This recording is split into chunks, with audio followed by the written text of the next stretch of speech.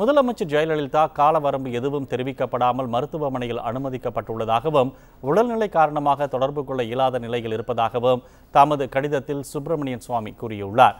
ஓய்வு பெற்ற தலைமைச் செயலாளர் அரசு நிர்வாகத்தை நடத்துவதற்கு அனுமதிக்கப்பட்டுள்ளதாகவும் அந்த கடிதத்தில் அவர் கூறியுள்ளார்.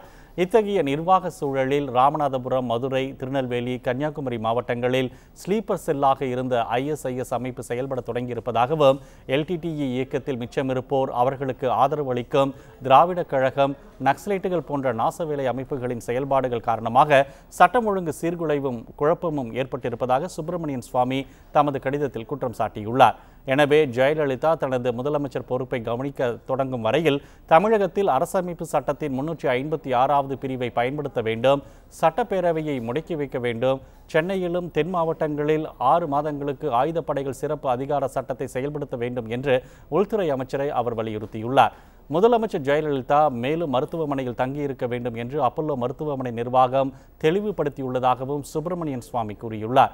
எனவே முன்னெச்சரிக்கையாக மத்திய அரசு நடவடிக்கை எடுப்பது அரசமைப்பு சட்ட கடமை மட்டுமல்ல, அவசியமும் கூட என்று ராஜ்நாத் சிங்கிற்கு எழுதியுள்ள கடிதத்தில் சுப்பிரமணியன் சுவாமி வலியுறுத்தியுள்ளார்.